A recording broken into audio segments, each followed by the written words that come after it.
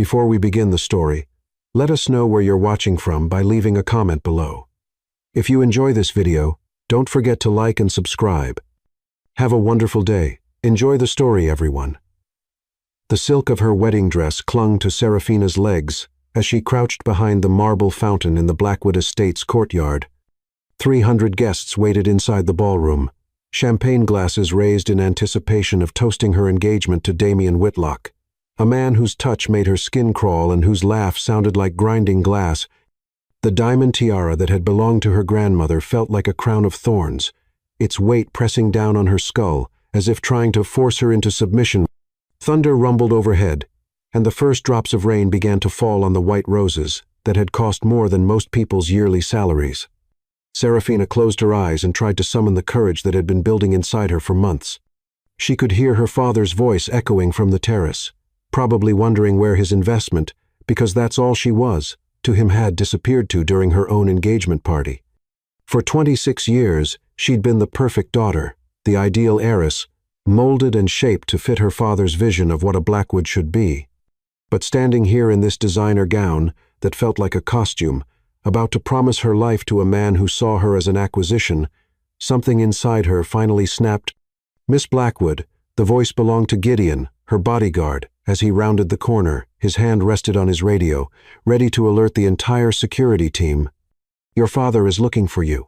Serafina's heart hammered against her ribs. In 30 seconds, Gideon would escort her back inside, where Damien would slip that obscene 10-carat ring onto her finger, while cameras flashed, and her future dissolved into nothing more than a business merger with legs. Her eyes fell on Gideon's motorcycle keys hanging from his belt, within arm's reach. "I'm sorry," she whispered. And before Gideon could react, she'd snatched the keys and was running. The motorcycle roared to life beneath her, drowning out Gideon's shouts in the rising storm. Serafina had learned to ride during her brief rebellion at boarding school, one of the few skills she'd acquired that would prove useful tonight. Security guards scrambled for their vehicles, but she had a head start and knew these winding back roads better than they did. Rain began falling in earnest as she leaned into the curves, her wedding dress streaming behind her like a banner of rebellion. She'd driven these roads during weekend escapes from boarding school, the only freedom she'd ever tasted. The motorcycle began making concerning noises around the same time she realized the fuel gauge showed dangerously low. When the engine finally sputtered and died, she found herself on a dark country road with nothing but farmland stretching in every direction. The rain had become a downpour, soaking through the expensive silk in seconds and making her elaborately styled hair hang in dripping tendrils around her face. Serafina pushed the motorcycle off the road and tried to take shelter under a large oak tree, but the wind drove the rain sideways, offering little protection. Her wedding shoes, custom Italian leather that cost more than most people's cars, were already ruined, and she could feel blisters forming on her heels. That's when she saw the light. A quarter-mile down a gravel driveway sat a modest building with warm yellow windows glowing against the storm. As she got closer, she could see it was some kind of workshop, with Haven Restoration painted on a weathered wooden sign that swayed in the wind. The main doors were closed, but there was a smaller side entrance that looked less intimidating. Serafina hesitated for only a moment before desperation won over propriety. She was soaked, cold, and had nowhere else to go. The door was unlocked, something that would have horrified the security team but which now felt like a small miracle. She slipped inside and found herself in what was clearly a furniture restoration workshop. The space smelled of wood polish and something warm. She couldn't identify coffee, maybe, or bread. Workbenches lined the walls, covered with tools she didn't recognize, and pieces of furniture in various stages of repair. A beautiful mahogany desk sat in the center of the room, its surface gleaming as if it had just been finished. Despite the humble surroundings, Serafina could see that whoever worked here possessed real skill and artistry. She was examining a delicate inlay on an antique chair when the lights suddenly blazed on. "Don't move."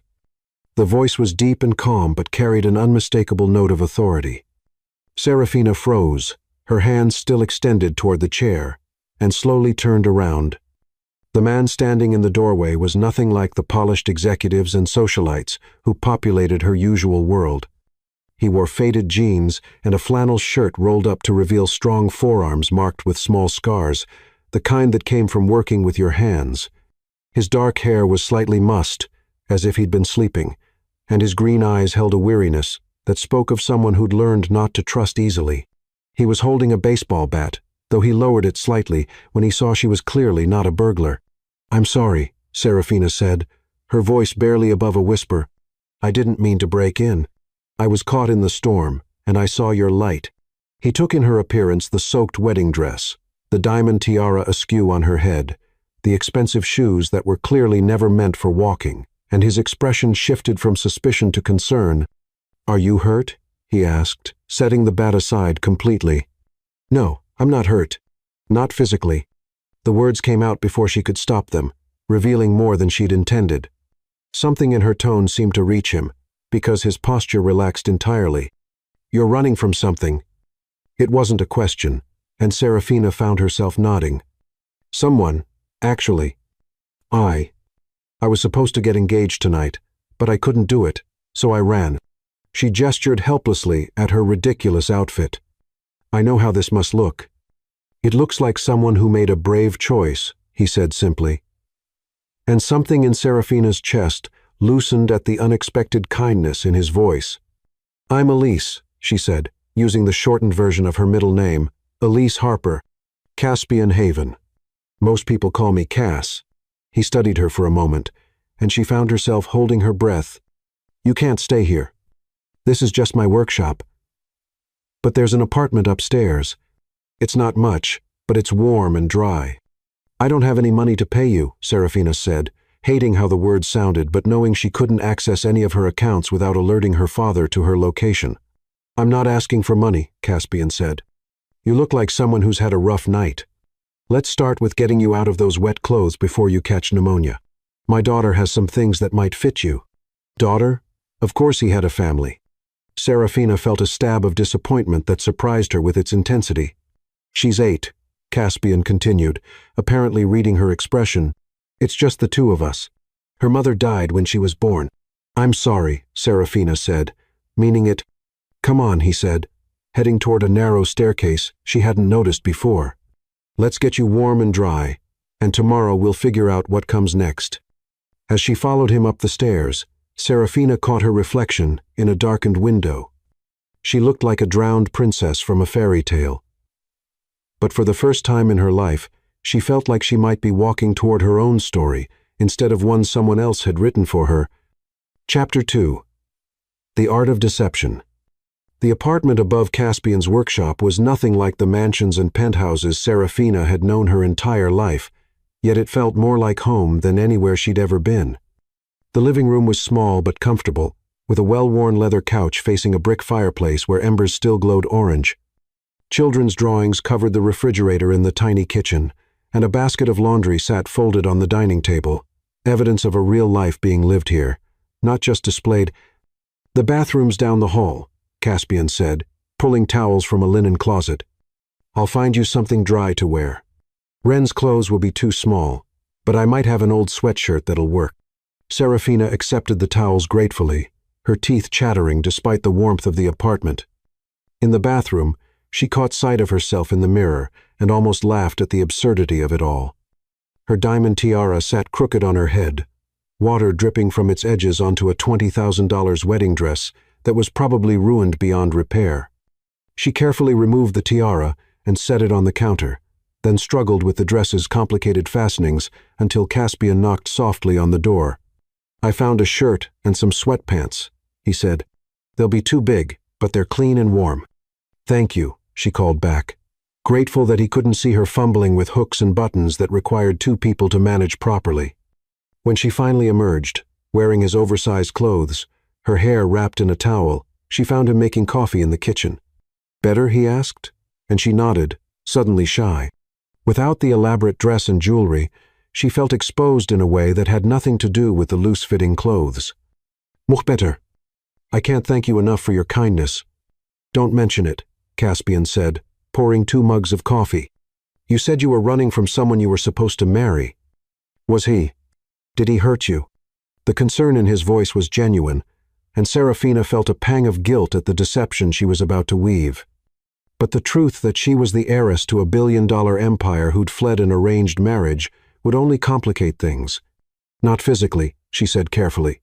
But the marriage wasn't my choice. My guardian arranged it for business reasons.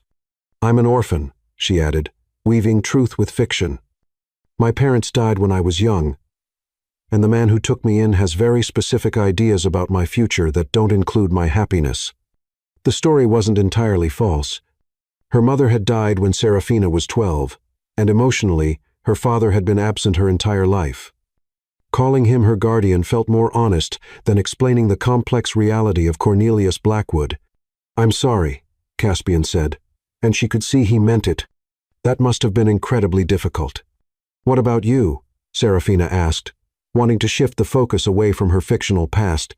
How long have you lived here? About 5 years, Caspian said. Ren and I moved here after Elysian. He paused, his fingers tightening around his coffee mug. After her mother died, we needed a fresh start. Somewhere quiet where I could work with my hands and she could just be a kid. What kind of work do you do? Serafina asked. Though she could see from the workshop below that he was clearly talented. Furniture restoration, mostly. Some custom pieces when people want something specific. It's not glamorous work, but it pays the bills, and I get to fix beautiful things instead of throwing them away. Serafina looked around the apartment with new eyes, noticing details she'd missed before. The dining table was clearly handmade, its surface smooth and gleaming. The bookshelf in the corner had been expertly repaired, and she could see the subtle differences in wood grain where patches had been seamlessly integrated. You made these pieces yourself, she said, running her fingers along the table's edge. This is incredible craftsmanship. Caspian looked surprised. You know something about woodworking? A little, Serafina said, choosing her words carefully. My guardian collected antiques as investments. I spent years cataloging his collection, learning to research provenance and authenticate pieces. It was one of the few things about my education that I actually enjoyed. This was completely true. Her father's collection was vast and valuable, and she'd been required to understand it as part of her preparation to inherit the family business. Art history had been her escape from business classes and etiquette lessons. Would you mind if I looked at some of your work tomorrow? She asked. I love seeing how old pieces can be brought back to life. Of course, Caspian said. And she was pleased to see him smile for the first time since they'd met. Though, I should warn you, I have a customer coming to look at a piece I've been working on. I'm not entirely sure about its provenance, and the research is taking longer than I'd hoped. What kind of piece? A writing desk, late 1700s, I think. Beautiful craftsmanship, but there are some details that don't quite match what I'd expect from that period. I'm worried I might be missing something important. Serafina felt a flutter of excitement. Art authentication was one of her genuine passions, though it was a skill she'd never been allowed to use professionally. Her father had dismissed it as a hobby, insisting she focus on business classes that would make her useful to the family empire. I'd love to take a look, she said. Sometimes a fresh pair of eyes can spot things that aren't obvious to experts. They were interrupted by the sound of small feet on stairs, and a moment later, a little girl appeared in the doorway. She had Caspian's green eyes but lighter hair that hung in loose waves around her shoulders.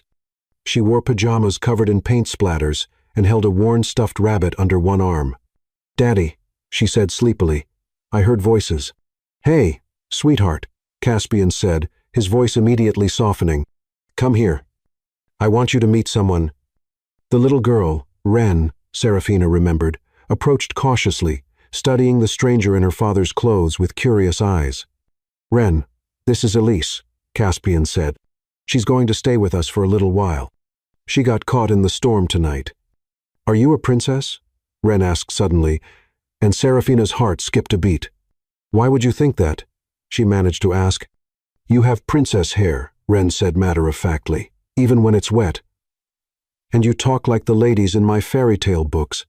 Serafina glanced at Caspian, who looked amused rather than suspicious. I'm definitely not a princess, she said, crouching down to Ren's eye level, just someone who got very lost in the rain. That's okay, Ren said seriously. Daddy and I are good at helping people who are lost. We helped Mrs. Patterson find her cat last month. And we helped Mr. Joe fix his fence when the storm knocked it down. "That's very kind of you," Serafina said, charmed despite herself. She'd never spent much time around children, but there was something about Wren's earnest face that made her want to protect the innocence she saw there. "Can I show you my drawings tomorrow?" Wren asked. "I made one of a storm like tonight, but with dragons instead of thunder." "I would love to see your drawings," Serafina said, meaning it completely. Caspian guided Wren back to bed, and Serafina could hear him reading softly from what sounded like a fairy tale. The domesticity of it, all the bedtime routine, the gentle murmur of voices, the sense of safety and belonging made her chest ache with longing for something she'd never known she was missing. When Caspian returned, he found her standing by the window, looking out at the storm that was finally beginning to subside. "You can take my bed," he said. "I'll sleep on the couch." "I couldn't," Serafina protested.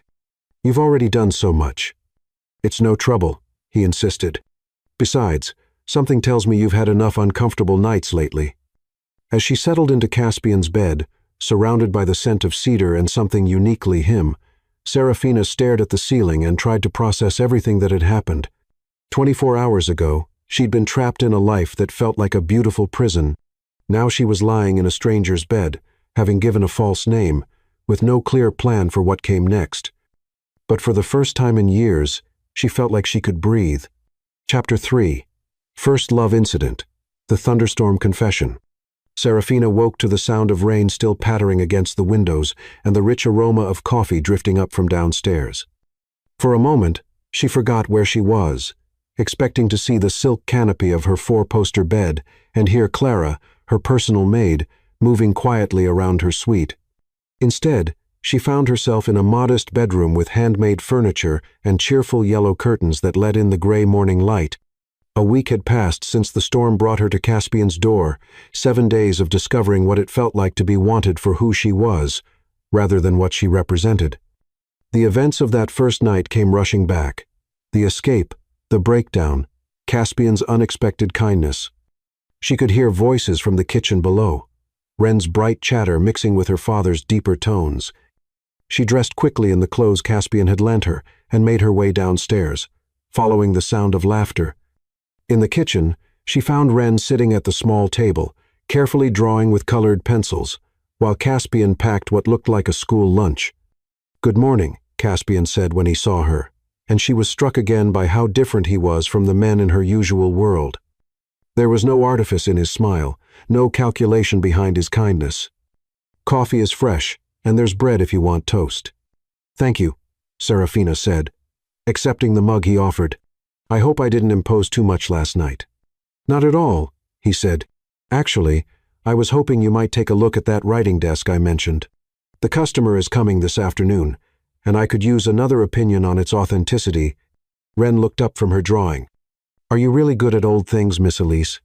"I know a little bit about antiques," Serafina said, sitting down beside the little girl. "What are you drawing?" "It's you," Wren said proudly, turning the paper around. The drawing showed a stick figure in a big dress standing in the rain, with what appeared to be a crown on her head. "You looked like a fairy tale princess last night, all sparkly and sad." Serafina's throat tightened. "It's beautiful, Wren. You're very talented." "Daddy says I get it from my mama," Wren said matter-of-factly. "She was an artist before she died. Want to see her paintings?" Before Serafina could answer, Wren was leading her to the living room, where several canvases hung on the walls. They were lovely landscapes, mostly, painted with a gentle hand and an eye for the beauty in simple things: a sunset over farmland, wildflowers in a meadow, a child's swing hanging from an old oak tree. "She was very talented," Serafina said softly, studying a painting of the workshop below, complete with tools scattered on workbenches and wood shavings on the floor. "She painted that one just before I was born," Caspian said from behind them. "She said she wanted to capture what our life looked like before everything changed." "She would have been proud of what you've built here," Serafina said, meaning it, both of you.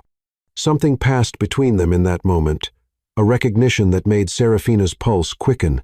She looked away first, not ready to examine what she was feeling. After Caspian left to take Wren to school, Serafina made her way down to the workshop. In daylight, she could better appreciate the craftsmanship surrounding her. Every tool had its place, Every surface was clean and organized, and the smell of wood polish and linseed oil created an atmosphere of creativity and care. The writing desk sat in the center of the room, and Serafina approached it with genuine excitement. It was a beautiful piece, mahogany, with intricate inlay work and brass fittings that had been lovingly restored. But as she examined it more closely, her art history training kicked in, and she began to notice details that told a story. When Caspian returned an hour later, he found her crouched beside the desk with a magnifying glass, examining the dovetail joints with intense concentration. "Find anything interesting?" he asked. "This is remarkable," Serafina said, looking up with shining eyes. "Caspian, this isn't just any writing desk. Look at these maker's marks and the way the brass fittings are attached. This is a Gillows piece, probably from around 1780. Gillows? Caspian looked puzzled. Robert Gillow was one of the finest furniture makers of the 18th century, Serafina explained, running her fingers along the desk's edge. His pieces are incredibly rare and valuable. See this construction technique and the way the wood grain runs here? This is definitely his work. How valuable are we talking? Caspian asked slowly. If I'm right, and the provenance can be verified, this could be worth $50,000, maybe more. Caspian sat down heavily on a nearby stool. Are you sure?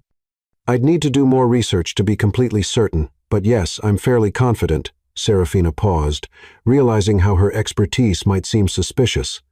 My guardian had several Gillows pieces in his collection. I spent a lot of time studying them. Elise, Caspian said quietly, where exactly did you grow up? Before she could answer, thunder rumbled overhead, much louder than the gentle rain they'd been hearing all morning. Within minutes, the storm had intensified, turning the gray day dark and sending sheets of rain against the workshop windows.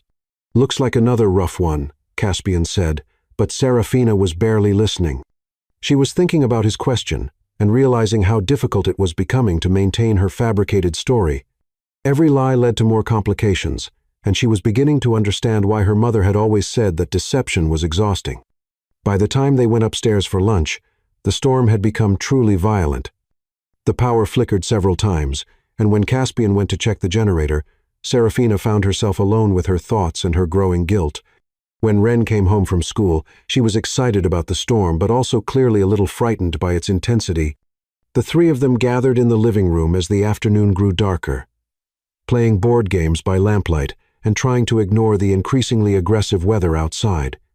"Tell me a story, Miss Elise," Ren said as they finished a game of checkers. "Daddy tells the best stories, but I want to hear one of yours." Serafina settled back on the couch, and Ren immediately curled up beside her, tucking her feet under Serafina's legs with the easy trust of a child. The gesture was so natural, so innocent, that it took Serafina's breath away. "Once upon a time," she began, "there was a girl who lived in a tower so tall she could see the whole kingdom from her window." "Was she trapped?" Ren interrupted. "She thought she was," Serafina said carefully. "The tower had everything anyone could want. Beautiful clothes, delicious food, servants to meet her every need. But the girl felt empty inside, like she was watching life happen to someone else." As she continued the story, weaving a tale about a girl who discovered that freedom came not from escaping the tower but from learning to make her own choices, Serafina became aware that Caspian was watching her intently. The storm raged outside, but inside the small apartment, there was a sense of perfect contentment. "And then what happened?" Ren asked sleepily. "Then the princess realized that the most beautiful castle in the world wasn't worth anything if she was lonely inside it," Serafina said softly. "So she decided to look for a place where she could be truly happy, even if it wasn't as grand as what she'd known before." By the time she finished the story, Ren had fallen asleep with her head in Serafina's lap. Caspian moved to lift his daughter, but Serafina shook her head. "Let her sleep," she whispered. "She's not heavy." They sat in comfortable silence, listening to the storm and Ren's gentle breathing. The power had gone out completely now, and the room was lit only by candles Caspian had placed around the room. In the flickering light, Serafina felt as if she'd stepped into a different world entirely. One where stormy nights meant family closeness instead of echoing through empty halls. "Elise," Caspian said quietly, "I need to ask you something." Her heart stopped. What? The way you knew about that desk, the way you speak, the way you carry yourself. You're not just someone who studied antiques as a hobby, are you? Serafina looked down at Ren's sleeping face, so peaceful and trusting. The weight of her deception felt crushing, but she also knew that the truth would shatter this perfect moment. My guardian was very wealthy, she said finally, which was technically true. I was raised in a world of expensive things and formal education. But that life, it wasn't really mine. It never felt real. And this feels real, Caspian asked, gesturing to the storm-darkened room, the simple apartment, the sleeping child. This feels like the most real thing I've ever experienced, Serafina whispered. And that was the absolute truth. Something shifted in Caspian's eyes, a warmth that made her pulse quicken. I've never felt this peaceful, he said, not since Lila died. There's something about you, Elise. Something that makes everything feel possible again. Caspian, she began, but he continued. I know we just met, and I know you're running from something, but whatever happened before, whatever you're afraid of, you're safe here. We want you to be safe here. The tenderness in his voice, the way he said we, as if she already belonged to their small family, broke something open in Serafina's chest. Before she could stop herself, she reached out with her free hand and touched his face. I've never felt this peaceful either, she admitted. I didn't even know peace like this existed. Their faces were close now, close enough that she could see the gold flecks in his green eyes and count the faint freckles across his nose. When he leaned forward, she met him halfway, and their lips touched in the gentlest possible kiss. It was nothing like the calculating kisses she'd endured from Damien or the other men her father had paraded through her life. This was soft and questioning, full of promise and hope, and the kind of tenderness she'd only read about in books. When they broke apart, Ren stirred slightly in her sleep, and they both looked down at her with matching expressions of protective affection. She likes you, Caspian said softly. She hasn't taken to anyone this quickly since her mother died. I like her too, Serafina said, stroking Ren's hair. I like both of you more than I should, probably. Why more than you should? Because I'm lying to you about everything that matters, Serafina thought. Because when you find out who I really am, you'll hate me. Because this beautiful, perfect moment is built on a foundation of deception. Because everything good in my life has always been temporary. She said instead, maybe this time will be different. Caspian said, maybe, and the hope in his voice made her want to cry. Outside, the storm raged on, but inside their small circle of candlelight, Serafina allowed herself to believe, just for tonight, that maybe it could be. Chapter 4. Second Love Incident. The Dance. 2 weeks had passed since the storm that changed everything, and Serafina had settled into a rhythm of life she'd never imagined possible. Her days began with helping Ren get ready for school, making breakfast with Caspian in the tiny kitchen where they developed an easy dance around each other. He handled the coffee while she managed the pancakes, their movements synchronized like they'd been doing this for years instead of days. The writing desk had indeed sold for $52,000 once its provenance was verified, and Caspian's gratitude had been both touching and overwhelming. He tried to give her a percentage of the sale, but she'd refused, claiming she was just happy to help.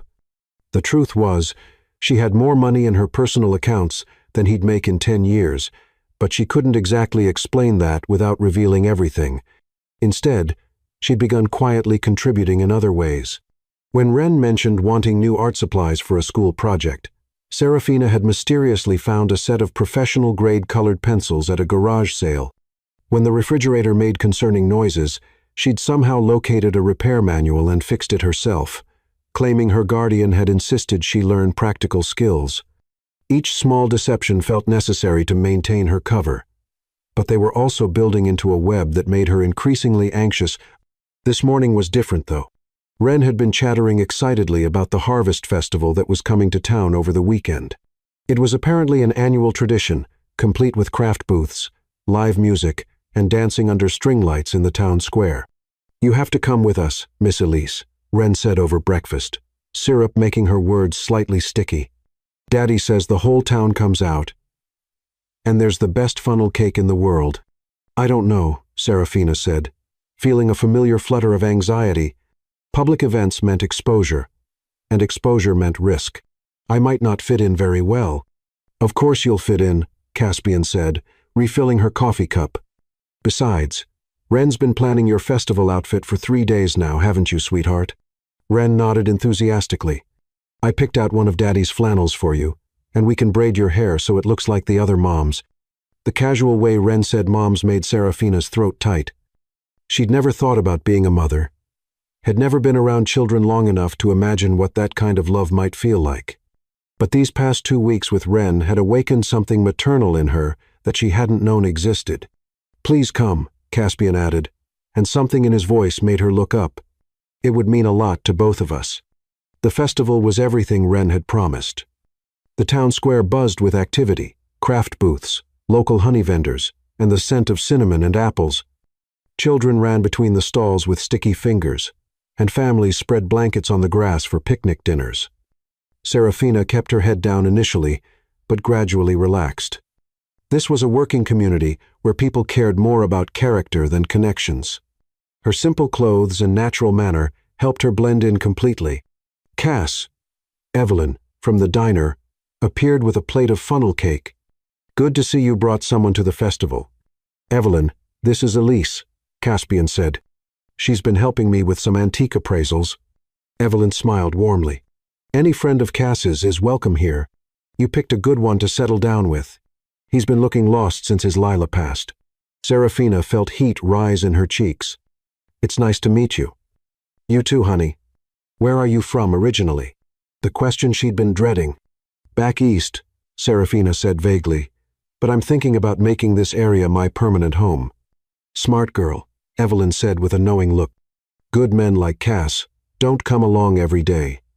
As the sun set, the real magic began. String lights illuminated the square, and a local band took the small stage. The music was simple and sweet, folk songs that had couples of all ages moving onto the makeshift dance floor. Ren had found friends her age and was running around with glow sticks, her laughter carrying across the square. Serafina and Caspian sat on a bench, watching the festivities and sharing kettle corn. Dance with me, Caspian said suddenly, as the band began a slow ballad. I don't really know how to dance to this kind of music, Serafina said, which was partially true.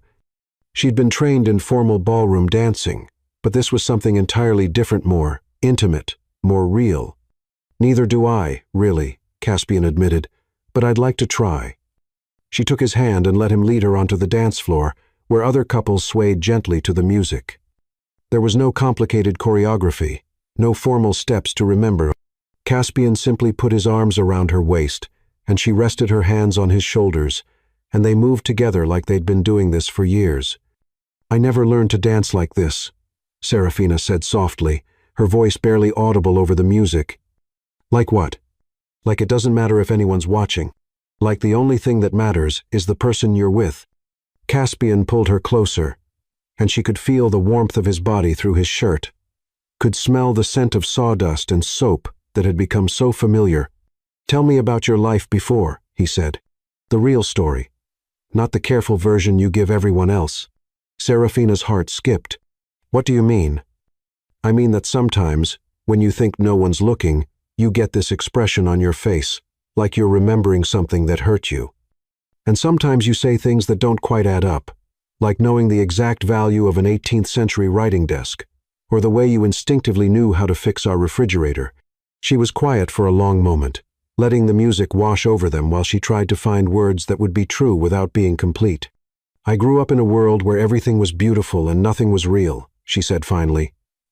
Where people collected art and antiques not because they loved them, but because they were investments.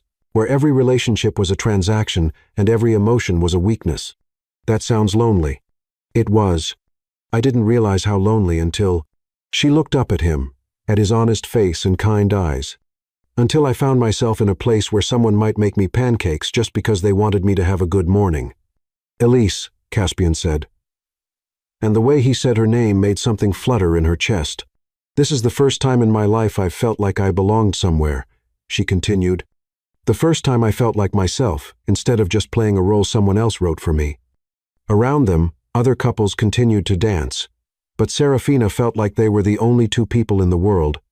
The string lights cast everything in a warm glow, and the music seemed to be playing just for them. "I'm falling in love with you," Caspian said quietly, and Serafina felt her world tilt. "Caspian, I know it's crazy. I know we haven't known each other very long, and I know you're still figuring out what comes next in your life. But I need you to know that whatever you're running from, whatever you're afraid of, it doesn't matter to me. What matters is who you are, right here, right now." Tears began to blur her vision. "You don't understand. If you knew the truth about me, try me." For a moment, Serafina almost did. The words were right there, ready to spill out. "I'm Serafina Blackwood, daughter of one of the wealthiest men in the country. I've been lying to you about everything. I'm not the simple, honest woman you think I am." But then she looked across the dance floor and saw Wren spinning with a group of other children, her face bright with joy, and she couldn't bear the thought of destroying this perfect moment. "I'm falling in love with you too," she whispered instead, which was absolutely true, even if everything else was complicated. Caspian's smile was radiant. "Yeah? Yeah. With you and with Wren and with this life we've been building together. I've never been happier than I've been these past 2 weeks."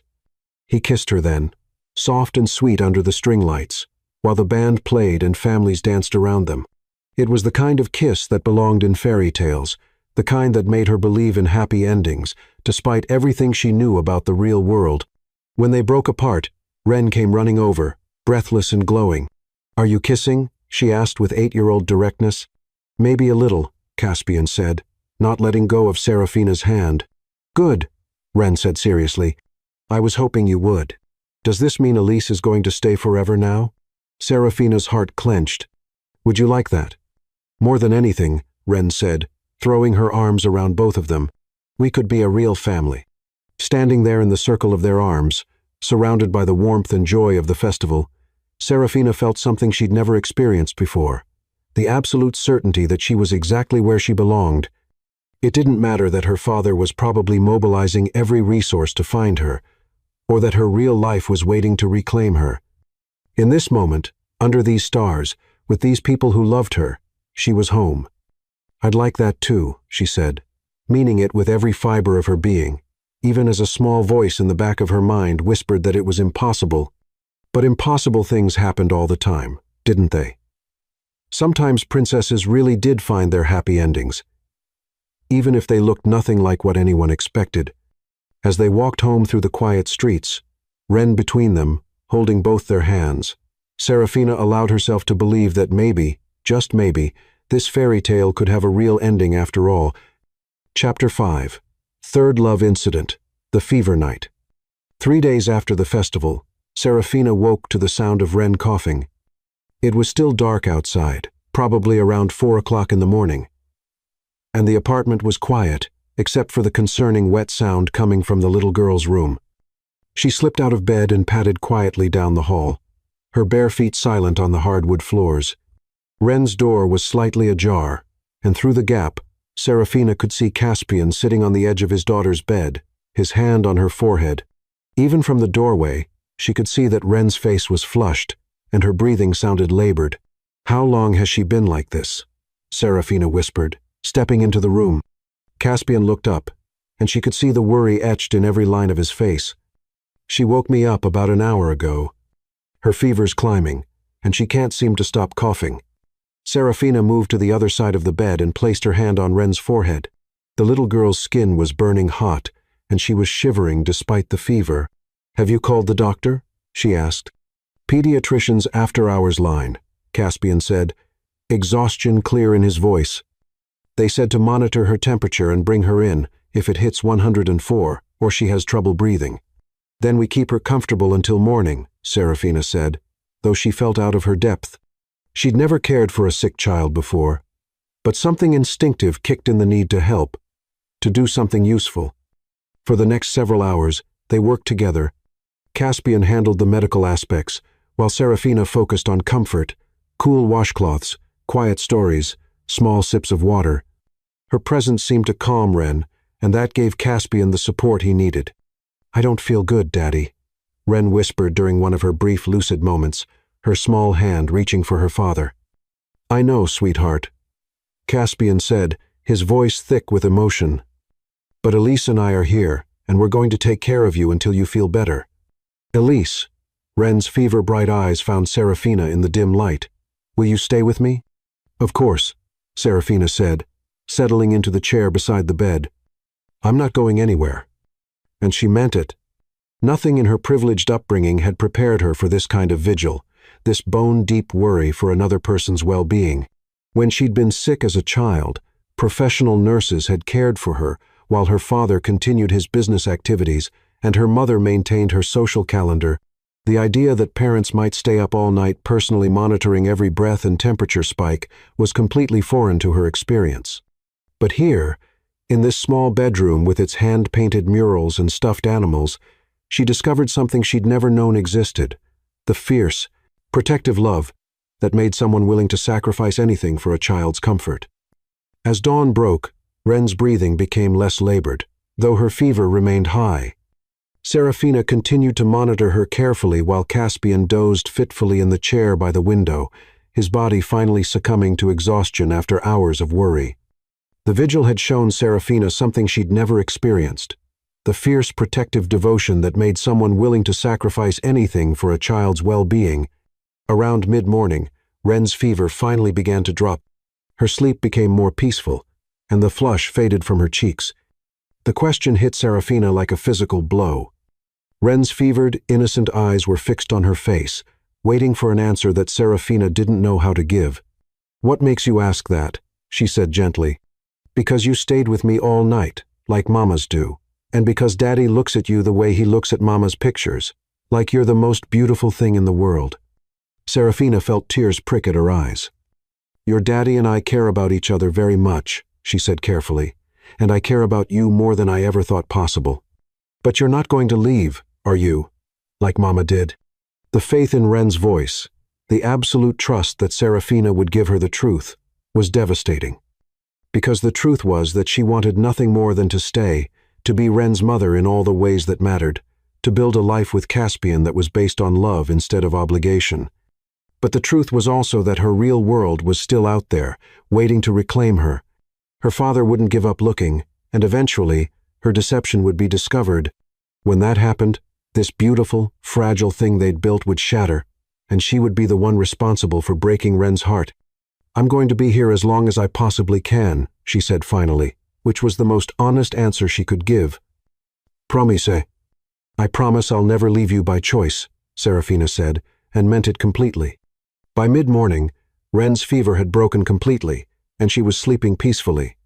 Caspian had finally allowed Serafina to convince him to get some real rest, and she'd taken over the vigil, sitting in the chair beside the bed with a book in her lap that she wasn't really reading. The events of the night had shaken something loose inside her, some fundamental understanding about what love really meant. She'd spent her entire life surrounded by people who claimed to care about her, but their concern had always been conditional, based on her usefulness to their plans, her ability to enhance their social standing, her willingness to comply with their expectations. But this sitting through the dark hours of the night, cooling a feverish forehead, offering comfort without expecting anything in return, this was love in its purest form, and she discovered that she was capable of it, that somewhere beneath the carefully constructed exterior of the perfect heiress was a woman who could nurture and protect and sacrifice. "How is she?" Caspian's voice was soft as he appeared in the doorway, his hair mussed from sleep. "Much better," Serafina said. "Her fever's been normal for the past 2 hours, and she's breathing easier." He moved to the bed and placed his hand on Ren's forehead, relief washing over his features when he felt the cool skin. "Thank you," he said, looking at Serafina with an expression that made her heart race. "I don't know what I would have done without you last night." "You would have done exactly what you always do," Serafina said. "You would have taken perfect care of her, because that's who you are." "No," Caspian said, shaking his head. "I've done this alone before, when she was sick after Lila died. It was terrifying, and I felt so helpless. But last night, having you here, having someone who cared about her as much as I doit, made all the difference." He sat down on the bed beside his sleeping daughter, and Serafina could see the emotion he was trying to keep in check. "Elise," he said quietly, "what we have, what we're building together, it's not just about you and me anymore. Ren loves you, She's already thinking of you as her mother." "I know," Serafina whispered. "She asked me about it this morning." "And what did you tell her?" "I told her that I care about both of you more than I ever thought possible." Caspian reached for her hand, intertwining their fingers. "I need you to know that I've never felt this way about anyone except Lila, and even that was different. We were kids when we fell in love, and we grew up together. With you, it's like I'm discovering parts of myself I didn't know existed."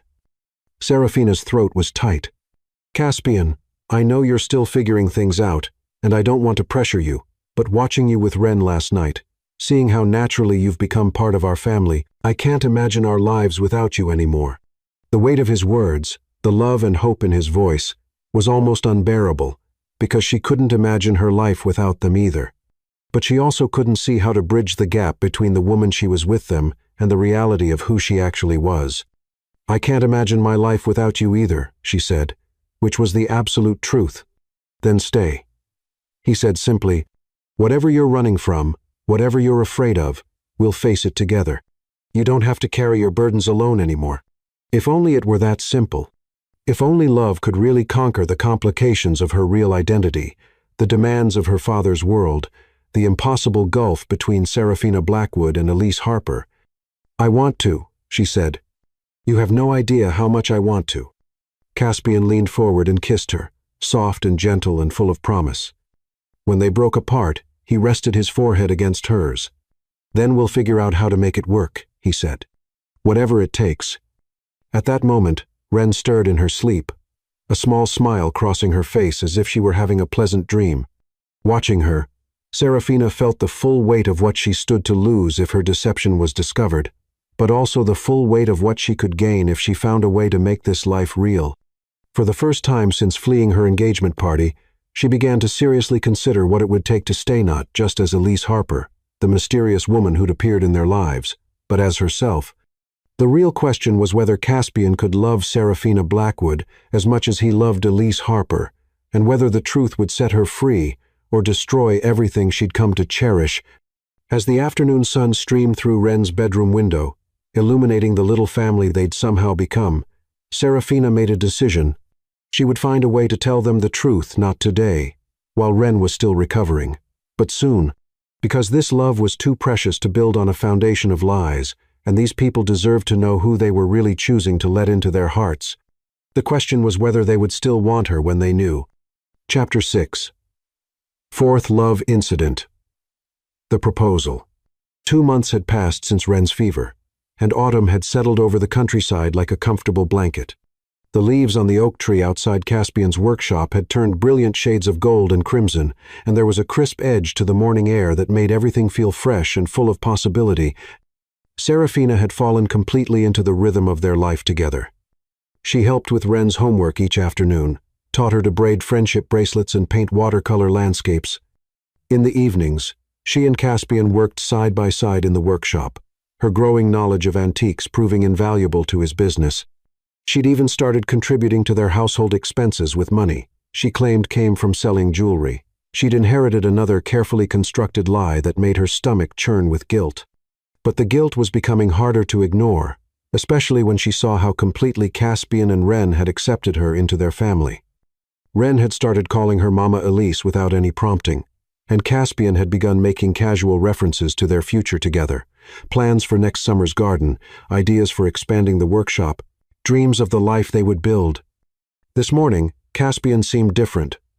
There was an energy about him, a barely contained excitement that reminded Serafina of a child with a secret. He'd been humming while he made breakfast, and she'd caught him staring at her with an expression she couldn't quite read. "In a good mood today," she observed, as they watched Ren catch the school bus from the kitchen window. "I have something I want to show you later," he said, his arms coming around her waist from behind, "after Ren gets home." "What kind of something?"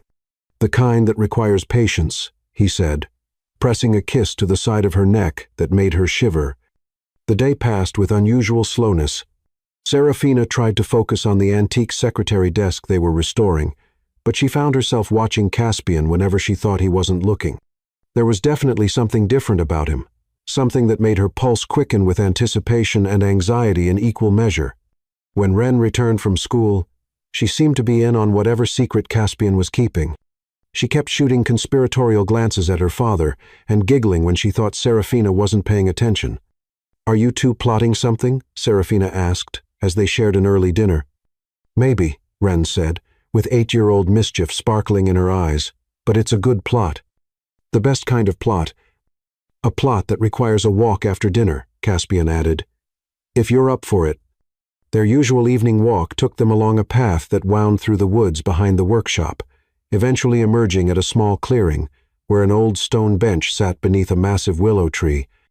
It was Serafina's favorite spot on the property, peaceful and hidden from the world, where she could almost forget about the complications waiting for her in her real life.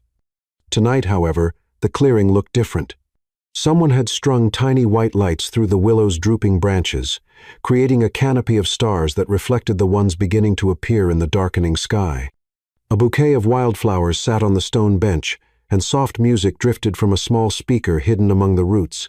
"Caspian," Serafina breathed, her hand flying to her throat. "What is this?" "This," he said, taking her hands in his, "is me trying to create a moment worthy of the most important question I've ever asked." Her heart stopped. She knew what was coming, had probably known for weeks, but the reality of it still hit her like a physical blow. This was everything she wanted and everything she couldn't have, wrapped together in the most beautiful gesture anyone had ever made for her. "Elise," Caspian continued, and she could hear the nervousness in his voice now, see the way his hands trembled slightly as he held hers. "These past few months with you have been the happiest of my life since Lila died.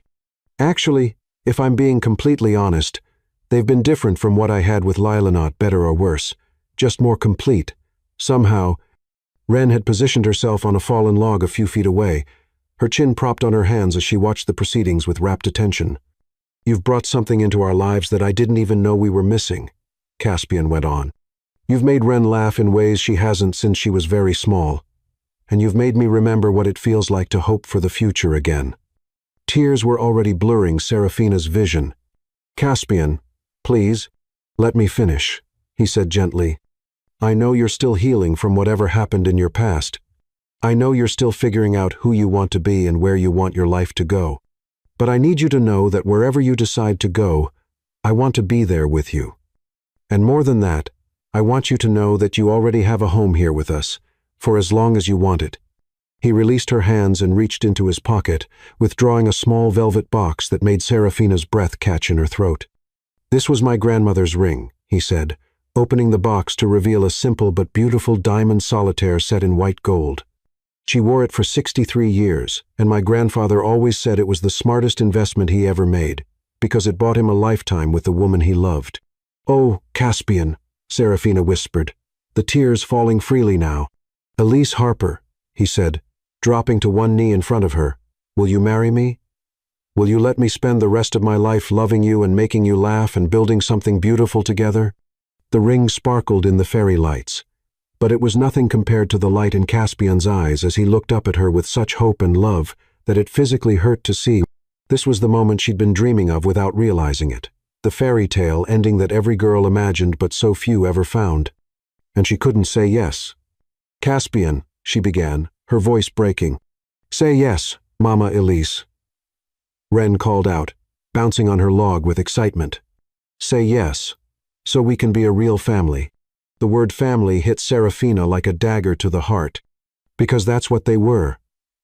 What they'd been for months now, not because of shared blood or legal documents, but because of love and choice and the thousand small moments that had woven their lives together.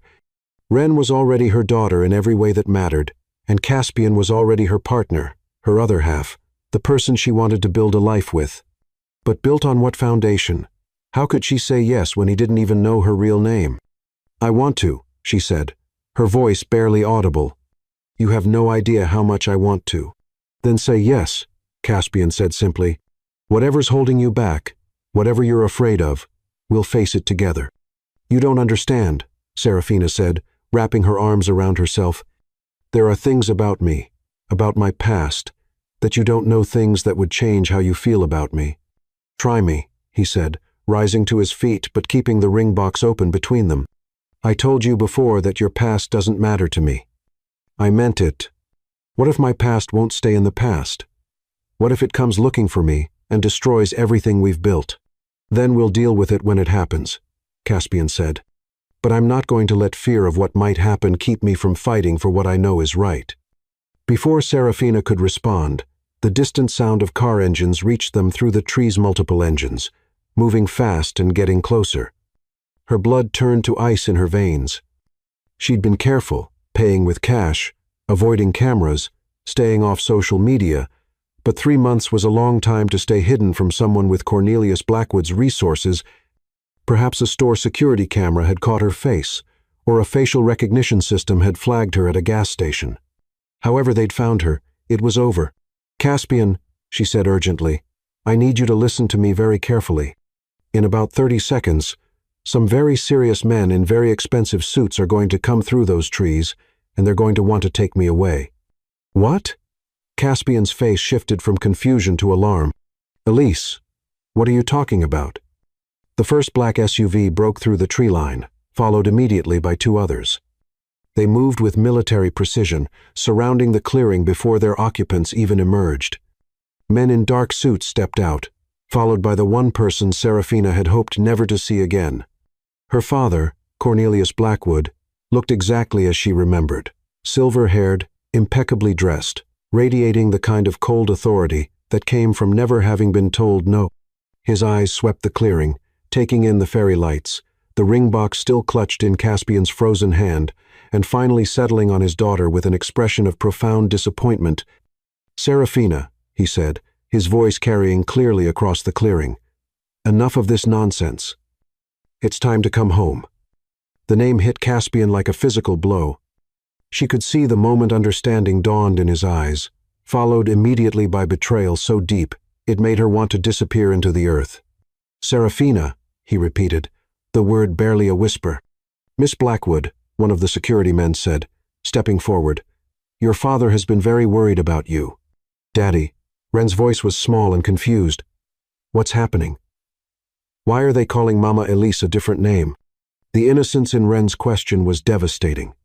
This little girl, who had opened her heart so completely, who had trusted so absolutely, was about to learn that the woman she'd come to think of as her mother was nothing but a lie. I can explain, Serafina said desperately, turning back to Caspian. I wanted to tell you. I was going to tell you. Tell me what? Caspian's voice was hollow. That your name isn't Elise. That you're not some artist running from a bad relationship. What else have you been lying about? Everything, Cornelius said, before Serafina could answer. My daughter is Serafina Blackwood, heiress to Blackwood Industries. She disappeared from her engagement party 3 months ago, leaving her fiancé and 300 guests waiting. Engagement party? Caspian looked like someone had struck him. You're engaged? Was engaged, Serafina said quickly. That's what I was running from. That's why I left. And decided to play house with the first fool you found. Cornelius's voice was cutting. Really, Serafina, I expected better judgment from you. Don't you dare talk about them like that, Serafina snapped, finding her voice for the first time since the cars arrived. These people are worth more than anyone in your entire world. These people are nothing, Cornelius said dismissively. And this little fantasy of yours is over. Damien is waiting. The wedding arrangements have been rescheduled, and you will come home now. No, Serafina said, surprising everyone, including herself. I won't. You will, Cornelius said, his voice carrying the quiet certainty of someone accustomed to being obeyed, because Mr. Haven's business operates on very slim margins, doesn't it? A few strategic lawsuits, some questions about his licensing, complaints to the Better Business Bureau's small problems that can snowball quickly for a one-man operation. He paused, his cold gaze shifting to Ren.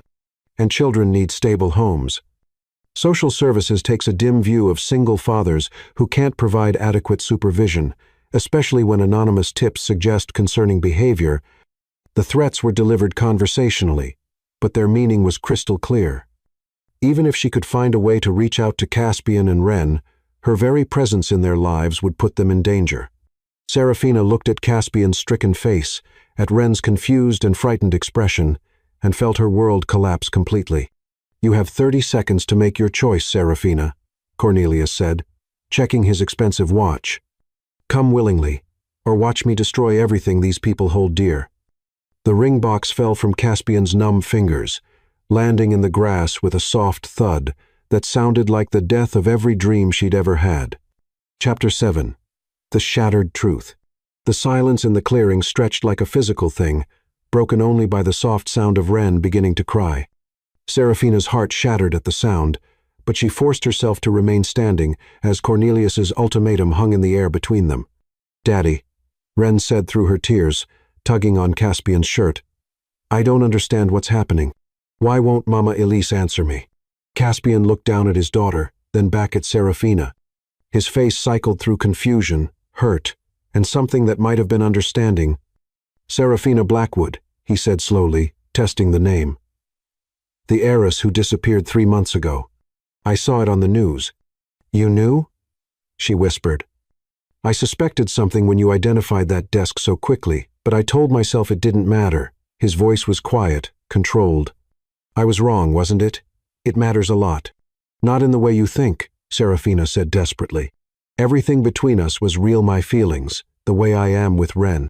But built on a lie, he said simply, you've been lying to us for months. To Wren, who calls you Mama. Enough, Cornelius interrupted. Serafina, you have 15 seconds to make your decision. Caspian bent down and picked up the ring box from where it had fallen, closing it with a soft click that sounded final. You don't need 15 seconds, he said, his voice eerily calm. The decision's already been made for you, hasn't it?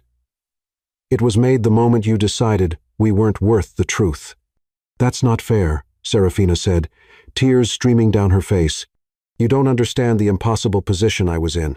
I understand that I asked you to marry me, and you've been lying to me about who you are from the moment we met, Caspian said. I understand that my daughter has been calling you Mama while you've been pretending to be someone you're not. I never pretended about loving her, Serafina said fiercely, or about loving you. How can I believe anything you say now? Caspian's voice cracked slightly. How can I trust that any of it was real when you couldn't even tell me your real name? One of Cornelius's security men stepped forward. Sir, we really need to move. The longer we stay here, the more complicated this becomes. Daddy, Wren said again, her voice smaller now. Is Mama Elise really leaving us? The question hung in the air like a knife to Serafina's heart. She looked at this little girl who had become her daughter in every way that mattered, who had trusted her completely and unconditionally, and realized that there was no way to explain this that wouldn't devastate her. Wren, Serafina said, kneeling down so they were at eye level, I need you to listen to me very carefully, okay? Wren nodded, wiping her nose with the back of her hand. Why did those men call you a different name? Are you in trouble? It's complicated, sweetheart, Serafina said, her voice breaking. Sometimes adults have to use different names when they're trying to stay safe. But I should have told you and your daddy the truth sooner. Are you really not Mama Elise? Wren's voice was so small it broke Serafina's heart. I am still the same person who read you stories and helped with your homework, Serafina said gently. My name is different, but everything else about who I am with you, that's all still true. But you're leaving, Wren said. Not really a question. Serafina glanced at her father's cold face, at the security men waiting to escort her away, at Caspian's expression of profound betrayal. I have to, she whispered, but that doesn't mean I don't love you. That doesn't mean you're not the most important little girl in the world to me. Time's up, Cornelius said. Serafina, come with us now, or I start making phone calls. Serafina stood slowly, her legs feeling like they might give out at any moment. She looked at Caspian one last time, memorizing his face, the way the fairy lights caught the gold in his hair, the workshop clothes that smelled like sawdust and home. I'm sorry, she said. I'm so sorry for all of it. But please don't doubt that what we had was real. Please don't let this destroy the memory of what we built together. What we built together was based on a lie, Caspian said flatly. Maybe it felt real to you, but it was never real for me, because I was in love with someone who doesn't exist. The words hit her like physical blows, but she couldn't argue with them. Elise Harper, the woman who made pancakes and fixed refrigerators and fell asleep reading bedtime stories, that woman was a creation, a role she'd played. Serafina Blackwood was someone else entirely, someone who lived in a world of obligations and expectations that had no room for small apartments above woodworking shops. "Goodbye, Caspian," she said softly. "Goodbye, Ren." She turned toward the SUVs before she could lose her nerve, but Ren's voice stopped her. "Wait," the little girl called out, running toward her. She pressed something into Serafina's hand, a small drawing, folded multiple times. "I made this for you yesterday. It's our family." Serafina opened the paper with trembling fingers. The drawing showed 3 stick figures holding hands in front of a small house. A tall figure labeled Daddy, a smaller one labeled Ren, and a third labeled Mama Elise with yellow hair and a big smile. At the top, in Ren's careful printing, were the words, "My family." The sight of it broke something fundamental inside Serafina. She knelt down and pulled Ren into her arms, holding her tight and breathing in the scent of her shampoo and the lingering smell of the art supplies she'd been using earlier. "I love you, little star," she whispered, using the pet name that had developed naturally between them. "I will always, always love you." "I love you too, Mama Elise," Ren whispered back. "Will you come back?" Serafina couldn't answer that question, not when she didn't know the answer herself. Instead, she kissed the top of Ren's head and gently disentangled herself from small arms that tried to hold on. As she walked toward the waiting vehicles, she could hear Ren crying harder now, calling for her to come back, and the sound nearly brought her to her knees. She forced herself not to look back, knowing that if she saw Caspian comforting his daughter who was crying because of choices, Serafina Hadmadeshi might not be able to keep walking. The interior of the SUV was leather and silence. Cornelius settled beside her, while security men took the front seats, and within moments they were driving away from the clearing, away from the fairy lights and the fallen ring box, and the 2 people who had become her entire world. "Really, Serafina," Cornelius said, as they reached the main road, "I expected this sort of romantic nonsense when you were a teenager, but at 26, it's quite beneath you." "Don't," Serafina said quietly, still clutching Ren's drawing. "Don't what?" "Point out that you've been playing an extended game of make-believe? That you've wasted 3 months of your life pretending to be some common person when you have responsibilities? Don't act like what I found there was worthless," Serafina said, her voice gaining strength. "Those people love each other. They've built something real and beautiful and honest." "They've built a fantasy," Cornelius corrected, "and now it's over. Damien has been remarkably patient about this whole episode, but his patience has limits. The wedding is rescheduled for next month. I won't marry him." "You will," Cornelius said, with absolute certainty, "because after tonight's little scene, you've burned your bridges with your woodland friends quite thoroughly. That man will never trust you again, and the child will learn to forget you eventually. Children are resilient that way." The casual cruelty in his voice made Serafina want to scream, but she also knew he was right about Caspian. The look in his eyes when he'd learned her real name, the flat certainty in his voice when he'd said their relationship was based on a lie that wasn't something that could be easily forgiven or forgotten. "You have a week to get yourself together," Cornelius continued, "to remember who you are and what your obligations are. Then we'll announce your engagement to Damien, and this unfortunate chapter will be closed permanently." Serafina stared out the window at the countryside passing by, at the small towns and farms where people lived, simple, honest lives. Somewhere behind them, Caspian was probably trying to explain to Ren why the woman she'd called Mama had really been someone else entirely. Somewhere behind them, a little girl was learning that even the people you love most can lie to you in ways that change everything. The weight of what she'd done, what she'd destroyed, settled on her shoulders like a physical burden. She told herself that the deception was necessary, that it was protecting everyone involved, but really, she'd been protecting herself from rejection, from having to choose between 2 worlds, from the possibility that love might not be enough to bridge the gap between who she was and who she wanted to be. Now she knew the answer to that question. Love wasn't enough, not when it was built on lies, not when the truth could destroy everything you'd tried to protect. As the miles passed and they drew closer to the world she'd tried to escape, Serafina folded Ren's drawing carefully and placed it in her pocket, close to her heart. It was all she had left of the life she'd tried to build, the family she'd tried to become part of, the woman she'd tried to be. For 3 months, she'd been Elise Harper, someone who belonged somewhere, someone who was needed and wanted and loved. Now she was Serafina Blackwood again, and she'd never felt more lost in her life. The SUV pulled through the gates of the Blackwood estate, and Serafina looked up at the mansion that had never felt like home. In a few hours, she would be back in her silk sheets and designer clothes, surrounded by luxury and emptiness. In a few weeks, she would walk down an aisle toward a man she didn't love, sealing a future that felt like a beautiful prison. But tonight, for just a little while longer, she would hold on to Wren's drawing and remember what it felt like to be part of a real family, even if it had all been built on the shifting foundation of her own desperate lies. Chapter 8. Separate Prisons. 3 days had passed since her return, and Serafina hadn't left her childhood bedroom. The Blackwood mansion felt like a mausoleum after the warmth of Caspian's small apartment. She stood at the window, looking out at manicured gardens that suddenly seemed sterile and lifeless. Her phone sat silent on the nightstand, returned after months of confiscation, with hundreds of missed calls and messages from her old world people who had no idea what she'd experienced or lost. The thought of resuming that life felt impossible.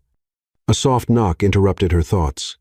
She expected Clara with another untouched meal, but instead, Damien Whitlock entered, looking exactly as she remembered, polished, cold, calculating. But everything had changed.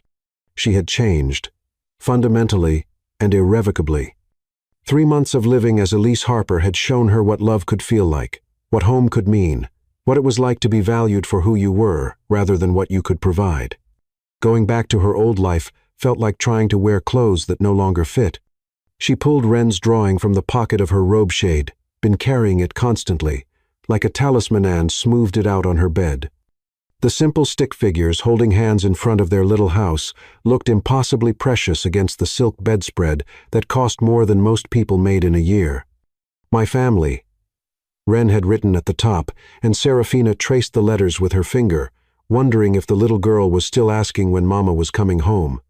A soft knock on her door interrupted her thoughts. "Come in," she called, expecting to see Clara with another untouched lunch tray. Instead, Damien Whitlock stepped into her room, looking exactly as she remembered, tall, conventionally handsome, and calculating. His dark hair was perfectly styled, his suit expensive and tailored, his smile practiced and empty. He carried himself with the confidence of someone who had never been denied anything he wanted. "Hello, darling," he said, as if she hadn't disappeared for 3 months. "I thought we should discuss our upcoming nuptials." "I told you before, Damien, I won't marry you," Serafina said, not bothering to hide her distaste. "Circumstances have changed," Damien replied smoothly, settling into the velvet chair by her window without invitation. "Your little escapade has been quite educational, I'm sure, but it's time to return to reality." "It wasn't an adventure," she said quietly. "It was the first time in my life I felt like I was actually living." Damien's laugh was perfectly modulated, the kind of sound that might charm investors or impress clients, but held no genuine warmth. "Playing house with a carpenter and his child? Really, Serafina? I credited you with more imagination than that." "Don't," she said sharply. "Don't you dare diminish what they mean to me." "What they meant," Damien corrected. "Past tense. That chapter of your life is closed, and it's time to focus on our future together." Serafina looked at him, really looked at him, and tried to imagine spending the rest of her life waking up next to this man who saw her as an acquisition rather than a person. The thought made her stomach turn. "I won't marry you, Damien," she said clearly. "I've told you that before, and nothing has changed." "Everything has changed," Damien replied smoothly. 3 months ago, you were a sheltered heiress with romantic notions about love and independence. Now you're a woman who's experienced the real world and learned that fairy tales don't exist. You've seen what life is like without the protections and privileges your family provides, and you've chosen to come home. "I didn't choose anything," Serafina said. "I was forced to come home." "Semantics," Damien said, with a dismissive wave. "The point is, you're here, and you're going to marry me in 3 weeks' time. Your father has been quite clear about the consequences of any further rebellion." Serafina thought about the threats Cornelius had made in the clearing, lawsuits that would destroy Caspian's business, custody battles that could take Wren away from the only parent she had left. Even if she could find a way to go back, Her presence would only bring danger to the people she loved. "The wedding preparations are already underway," Damien continued. "Your dress is being altered, the caterers are confirmed, and I've made it clear to your father that any further delays would be inconvenient for everyone involved." "What does that mean?" "It means I have extensive documentation of your carpenter friend's tax situation. Small business owners often make innocent mistakes with their filings. It would be unfortunate if the IRS decided to audit him thoroughly. And custody evaluations can be so unpredictable when there are questions about a parent's financial stability and lifestyle choices." Damien's smile was perfectly pleasant as he delivered the threats. "Of course, none of that will be necessary once we're married. I have no interest in vindictiveness. I simply want what's mine." The threat was delivered in the same tone Damien might use to discuss the weather, and that casual cruelty told Serafina everything she needed to know about the kind of man she was expected to marry. Meanwhile, 200 miles away, Caspian was discovering that heartbreak was a physical thing that made it hard to breathe and impossible to sleep. He threw himself into work with desperate intensity, taking on more restoration projects than he could reasonably handle. Staying in the workshop until exhaustion forced him to stumble upstairs to his empty apartment. But even work couldn't quiet the questions that plagued him. How much of what he'd experienced with Elise with Serafina had been real? When she'd laughed at his jokes, when she'd helped with Ren's homework, when she'd stayed up all night during Ren's fever, had any of it been genuine, or had it all been an elaborate performance by a bored heiress, slumming it with the common folk? The worst part was Ren. His daughter had stopped drawing entirely, spending her afternoons sitting by the window, watching for a car that wasn't coming. She asked about Mama Elise constantly. When she was coming back, whether she was sick, if they'd done something wrong to make her leave. "She didn't leave because of us, sweetheart," Caspian had tried to explain. "Sometimes adults have complicated lives that make it impossible for them to stay where they want to be." "But she said she loved us," Ren had replied with 8-year-old logic. "If she loved us, why didn't she tell us her real name?"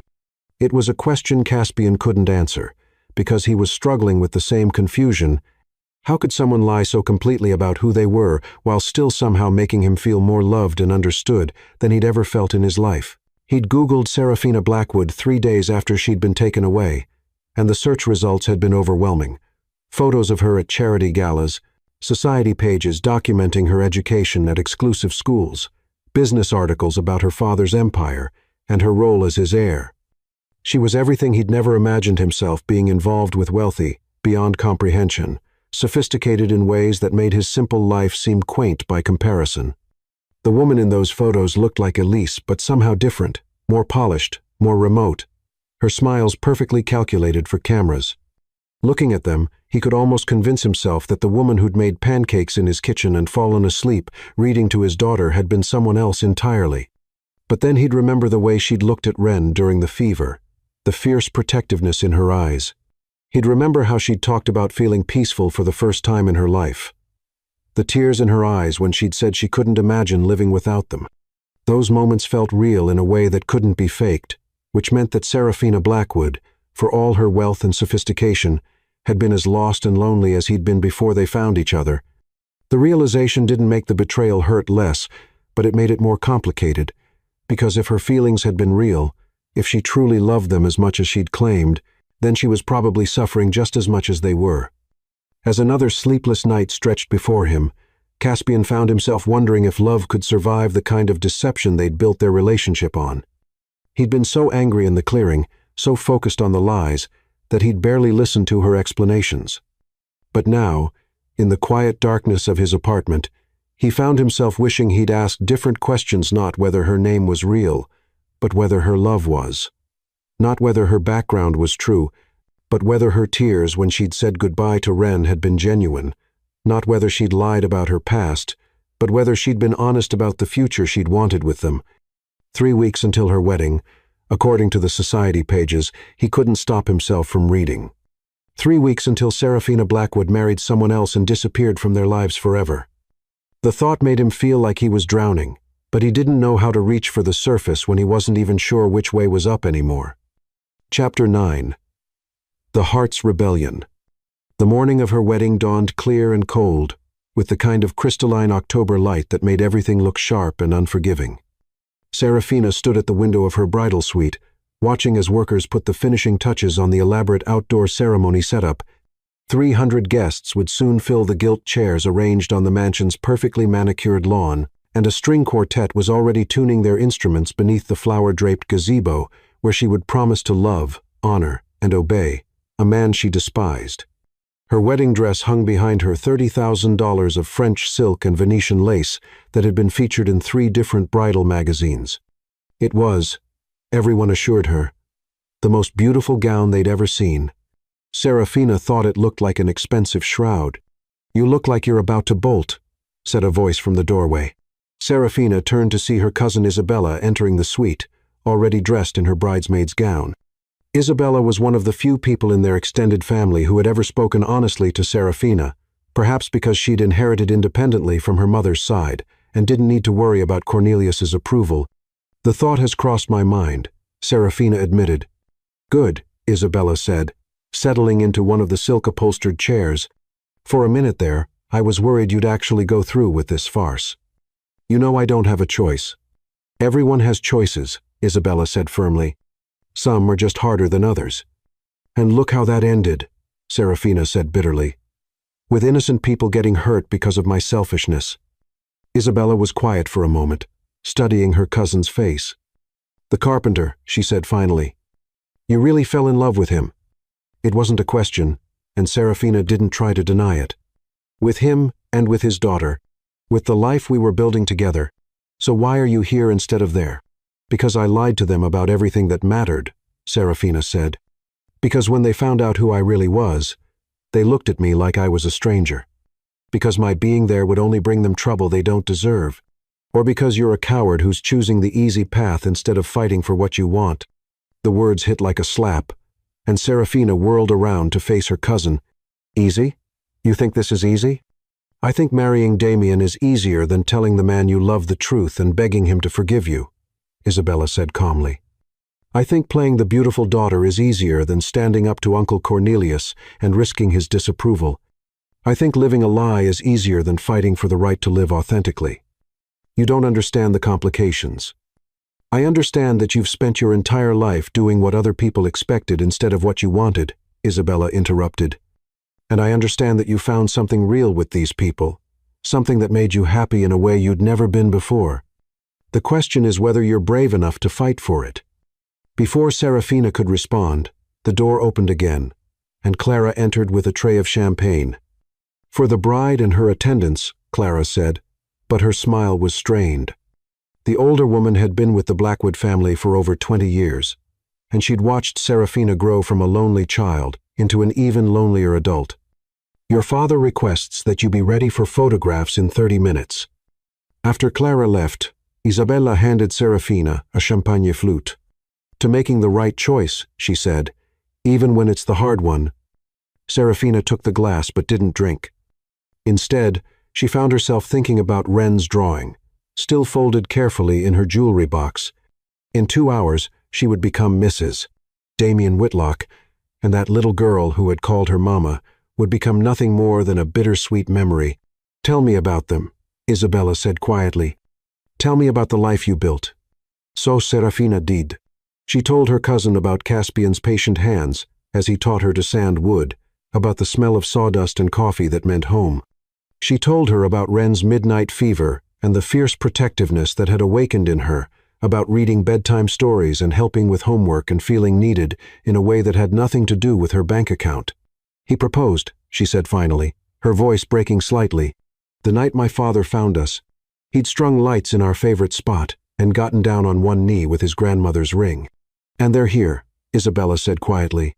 "What?" "In the guest cottage. I invited them yesterday." Isabella's smile was mischievous, but determined. "I figured if you were going to make the biggest decision of your life, you should at least have all your options present." The question hung in the air as another knock came at the door. This time, it was Cornelius himself, resplendent in his morning coat and looking every inch the proud father of the bride. "Serafina," he said, his voice warm with satisfaction, "you look beautiful exactly as a Blackwood bride should." "Thank you," she said automatically. "The guests are beginning to arrive," he continued. The governor and his wife are here, along with several senators and that lovely ambassador from France. Damien's family is positively glowing with pride. Isabella excused herself, claiming she needed to check on the other bridesmaids, but Serafina caught the meaningful look her cousin gave her before leaving. "I hope you're pleased with how everything has turned out," Cornelius said, moving to straighten Serafina's veil. "This union will secure our family's position for generations to come. And if I'm miserable? You'll adjust," he said, with the casual dismissal of someone who had never prioritized happiness over duty. "Marriage is a partnership, Serafina, not a romance novel. You and Damien will build something substantial together." Looking at her father, Serafina realized that he genuinely believed what he was saying. In his world, love was a luxury that wealthy people couldn't afford, and happiness was less important than stability. He'd married her mother for similar reasons, and if their union had been cold and distant, at least it had been profitable. "I should finish getting ready," she said. "Of course," Cornelius said, kissing her forehead with what probably passed for affection in his emotional vocabulary. "I'll see you at the altar, my dear." Alone again, Serafina stared at her reflection in the full-length mirror. The woman looking back at her was everything a society bride should be. Beautiful, elegant, perfectly composed. But her eyes were dead, and her smile looked painted on. She thought about Caspian's face when he'd proposed, the hope and love shining in his green eyes. She thought about Ren asking if they were going to be a real family now. She thought about the life they'd been building, together imperfect and complicated, but real in a way this gilded cage had never been. 30 minutes later, as the string quartet began the processional music, Serafina made her way down the grand staircase on her father's arm. 300 guests rose to their feet. Cameras flashed, and the autumn breeze lifted her veil like a banner behind her. At the altar, Damien waited with the satisfied smile of a man claiming his prize. The minister opened his book and began the ceremony that would bind her to a future she'd never chosen. "Dearly beloved," he intoned, "we are gathered here today to witness the union of Damien Whitlock and Serafina Blackwood." The words washed over her like white noise as she stood frozen in the midst of her own life, watching it unfold like a movie she wasn't starring in. This was her moment to speak up, to object to her own wedding, to choose love over duty.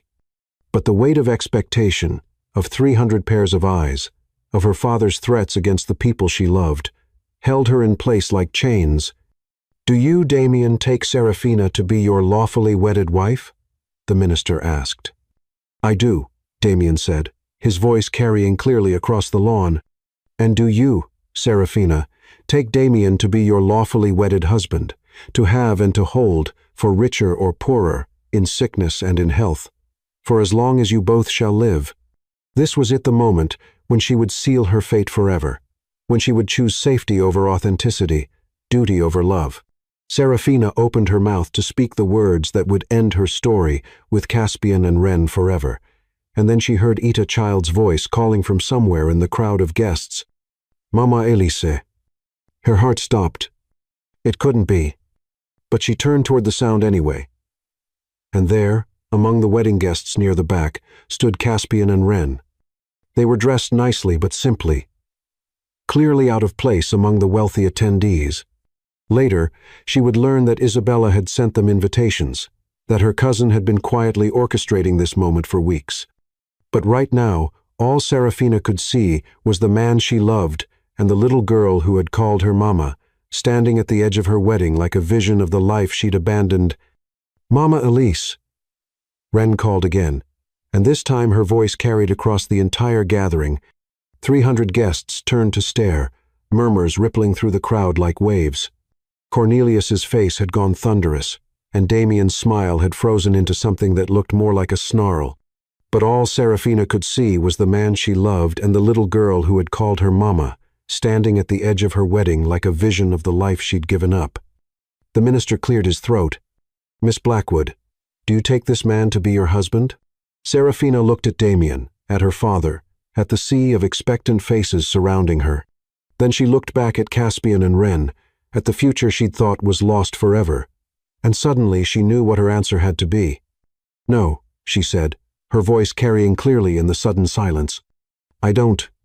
The collective gasp from the crowd was audible, but Serafina was already moving, gathering up her silk skirts and running toward the only family she'd ever really wanted. Chapter 10. Building Forever. Serafina ran across the manicured lawn in her wedding dress, $30,000 of silk and lace trailing behind her like a banner of rebellion. The shocked murmurs of 300 guests faded into background noise as she focused on the two figures standing at the edge of the chaos she'd just created. "Ren," she called out, and the little girl broke free from her father's hand to run toward her. They collided in the middle of the lawn, Serafina dropping to her knees to catch Ren in her arms. The little girl was crying and laughing at the same time, her small hands touching Serafina's face as if to make sure she was real. "I knew you'd come back," Ren said through her tears. "I knew Mama Elise wouldn't leave us forever." "I'm so sorry, sweetheart," Serafina whispered, holding her tight. "I'm so sorry I hurt you." "Miss Blackwood," Damien's voice cut through the moment like a blade. He was striding toward them, his face a mask of barely controlled fury. "What exactly do you think you're doing?" Serafina stood slowly, keeping Ren close to her side, and turned to face the man she'd just left at the altar. Behind him, she could see her father pushing through the crowd of guests, security men flanking him. "I'm choosing my family," she said clearly, her voice carrying across the lawn. "Your family?" Damien's laugh was sharp and cold. "A carpenter and his bastard child? You're throwing away everything for that?" The word bastard hung in the air like poison, and Serafina felt Ren flinch against her side. In that moment, something crystallized inside, Hera fierce, protective fury that burned away the last of her fear. "Don't you ever," she said, her voice deadly quiet, "speak about my daughter that way again." "Your daughter?" Damien's eyebrows rose. "You've been gone for 3 months, and you think that gives you some claim to—" "It gives her every claim." Caspian's voice was calm but carried an authority that made Damien step back involuntarily. He'd been watching the exchange from a few feet away and now moved to stand beside Serafina and Ren, his presence both solid and comforting.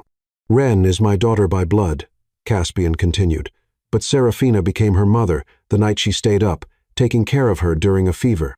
She became her mother when she read bedtime stories and helped with homework and made her feel safe and loved. Biology is just science. Family is choice." Cornelius had reached them now, flanked by security and radiating the kind of cold rage that made corporate executives and government officials scramble to appease him. "Serafina," he said, his voice deadly calm, "you will return to the altar and complete this ceremony now." "No," she said simply. "Yes, you will. Because if you don't, I will destroy these people so thoroughly that—" "What?" Serafina interrupted, stepping forward. "That you'll ruin a good man's business? That you'll try to take a little girl away from the only parent she has left? That you'll use your wealth and power to crush anyone who dares to make me happy?" "If necessary, yes." The casual cruelty in his voice was stunning, but it also freed something inside Serafina. Because this was who her father really was, who he'd always been, a man who saw people as chess pieces and love as weakness. "Then we'll have to do it without my cooperation," she said, "and without my inheritance, which I hereby renounce. I'm done being your pawn, and I'm done sacrificing my happiness for your empire."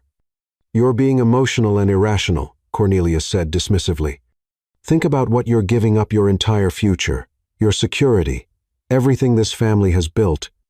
"I'm not giving up my future," Serafina said, looking at Caspian and Ren. "I'm finally choosing it for myself. The legal complications would be enormous. Trust funds to unravel, inheritance clauses to challenge, business partnerships to dissolve. But Isabella had quietly been helping her understand her options for months, and Serafina was prepared for the battle ahead. "Miss Blackwood," the voice belonged to Detective Lawson, a local police officer who'd apparently been summoned to deal with the situation.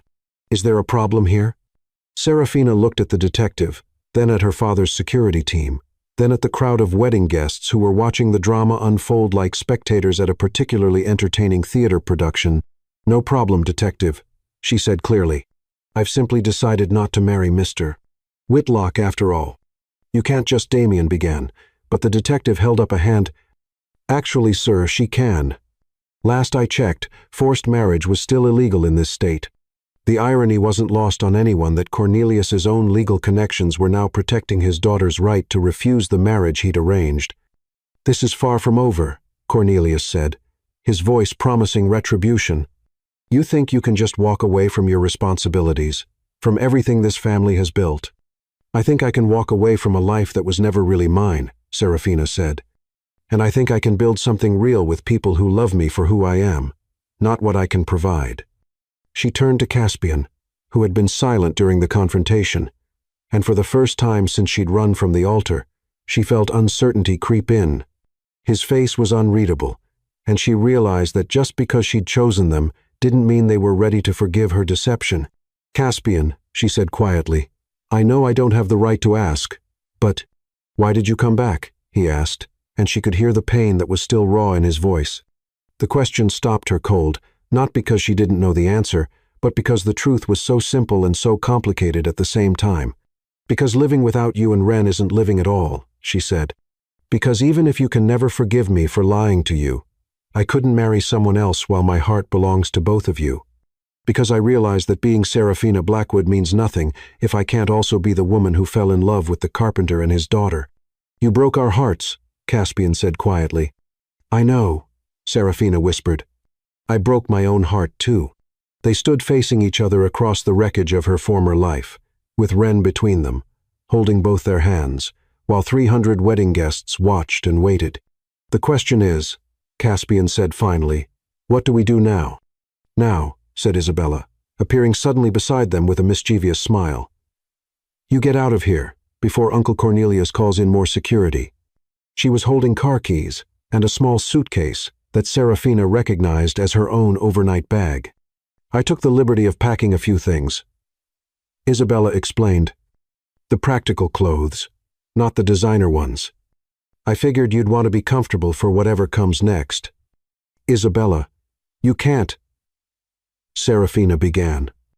I can, and I did, her cousin interrupted. Someone in this family needs to choose love over money. And since it's not going to be the older generation, it might as well be us. She pressed the keys into Caspian's hand. My car's parked by the service entrance.